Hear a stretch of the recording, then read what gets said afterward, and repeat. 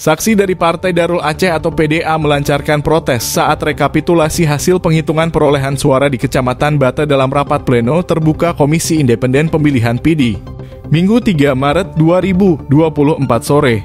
Saksi PDA Muhifuddin dalam pleno tersebut mempertanyakan keabsahan data rekapitulasi suara untuk calon DPRK PD yang dibacakan panitia pemilihan Kecamatan Bata yang dinilai telah merugikan partainya.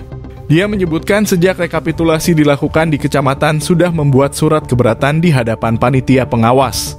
Namun surat tersebut tidak ditanggapi dan ditandatangani oleh PPK. Ketua PDA PD yang juga anggota Dewan Petahana tersebut kemudian mendatangi anggota PPK Bata sembari membawa satu bundel berkas berisi data-data yang benar hasil perolehan suara. Sementara itu, anggota PPK yang diberikan kesempatan oleh pimpinan sidang berdalih bahwa saksi tidak menyerahkan surat keberatan saat pleno pengesahan, tapi menyerahkannya setelah pleno kecamatan usai. Namun pernyataan PPK Bata itu kembali memantik emosi Muhifuddin. Dia membantah bahwa surat keberatan diserahkan setelah pleno pengesahan.